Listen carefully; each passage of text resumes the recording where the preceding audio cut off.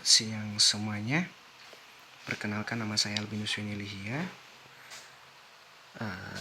NPM 19090023, Fakultas Ekonomi B, Stambuk 2019, mata kuliah Etika Bisnis. Di sini saya dari kelompok 3 dan mendapat bagian pembahasan mengenai bab 3, kepentingan pribadi dan ekonomi.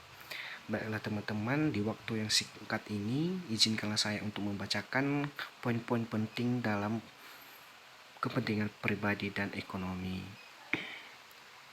Baik teman-teman, saya harap teman-teman bisa mendengarkan semuanya dan fokus, sehingga teman-teman semua tidak ketinggalan untuk penjelasan ini. Baik,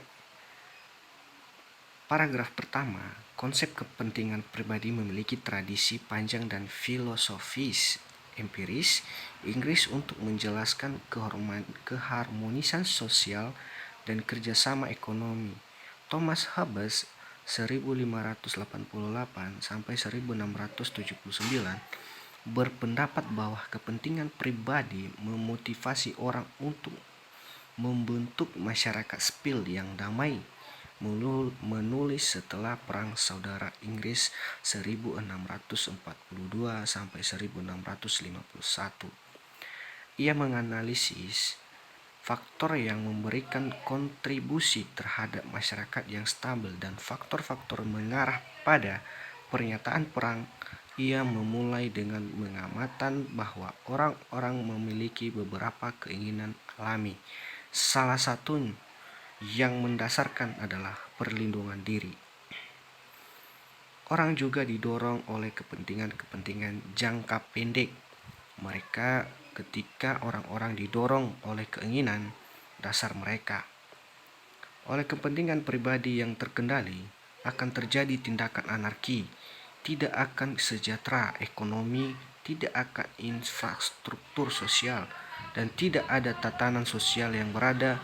Perdamaian sebaliknya mungkin merupakan ketertarikan jangka panjang berkepentingan bagi setiap orang. Dari perspektif ini, masyarakat sipil dapat melihat sebagai bentuk kontrak sukarela di antara individu-individu, di mana beberapa kebebasan dan hak-hak individu diberikan dalam pertukaran untuk perdamaian dan perlindungan diri.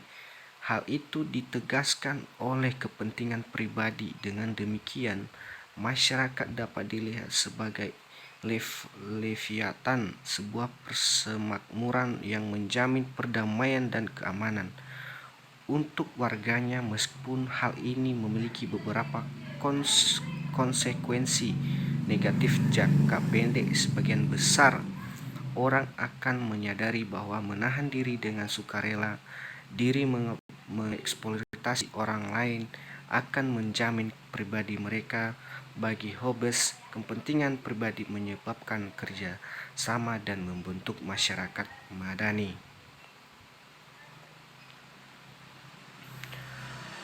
Selanjutnya, mengikuti tradisi ini, Adam Smith 1723 sampai 1790 berpendapat bahwa kepentingan pribadi mengarah pada suatu kerjasama ekonomi.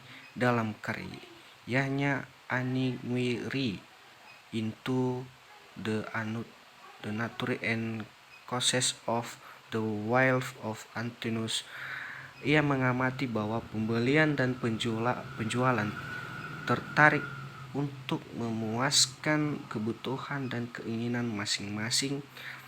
Pembelian ingin mendapatkan kepuasan atau utilitas yang relatif besar dari pembelian konsumen. Penjual ingin mendapatkan keuntungan maksimal mungkin diperoleh dan transaksi disebut dalam pasar yang sempurna. Pembeli dan penjual bernegosiasi menuju keseimbangan Pareto optimal, apa yang disebut Smith sebagai harga alami. Jika penjualan menetapkan harga yang terlalu tinggi, tidak ada yang akan membela produk tersebut. Jika harga terlalu rendah, konsumen akan lebih dari sekedar bersedia untuk membeli produk. Seiring permintaan produk meningkat, penjual akan menaikkan harga atau penjual baru akan memasuki pasar yang upaya untuk memenuhi kebutuhan konsumen untuk produk tersebut. Jika harga kemudian naik terlalu tinggi, pembeli akan meninggalkan pasar. Hal ini yang dimaksud dengan pasar bebas.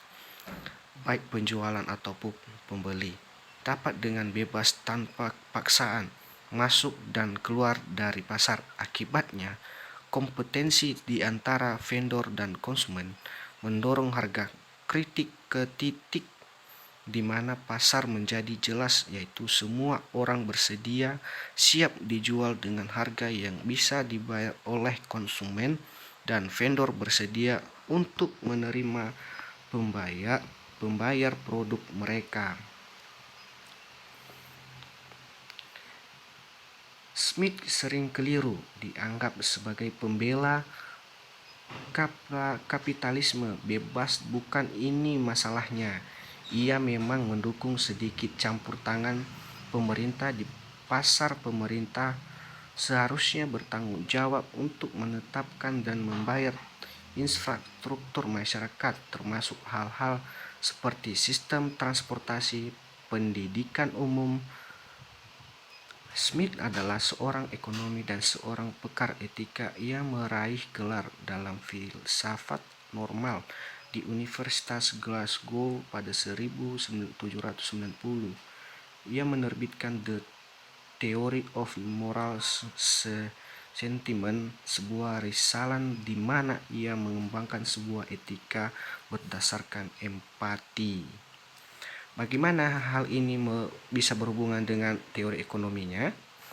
Ciri-ciri utama model ekonomi Smith adalah: pertama, bahwa ekonomi adalah kegiatan kerjasama sosial perusahaan menyediakan barang dan jasa yang dibutuhkan oleh masyarakat. Penjual dan pembeli bekerja demi tujuan umum, memuaskan kebutuhan mereka pada hal yang disepakati bersama. Hal ini bukan transaksi autonomis, tetapi lebih merupakan adalah keadaan sosial yang dibangun dan masyarakat. Operasi yang dengan prinsip etika kedua pasar bersifat kompetitif, bukan permusuhan. Perdagangan bergantung pada permainan yang adil, menghormati kontrak dan kerjasama yang saling menginginkan ini yang baik sekarang dan bersedia untuk mendapatkannya dengan cara yang menguntungkan.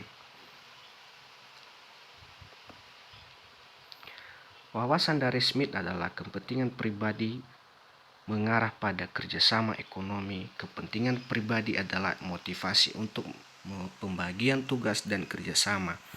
Dalam pembagian tugas berarti bahwa semakin baik dan semakin banyak produk yang didapat diberikan kepada masyarakat dengan cara efektif dan efisien, pasar akan menentukan harga produk-produk berdasarkan kebutuhan konsumen, ketersediaan, kualitas, dan aspek kualitatif produk lain. Keuntungan yang diberikan kepada vendor adalah hasil penyediaan barang dan jasa.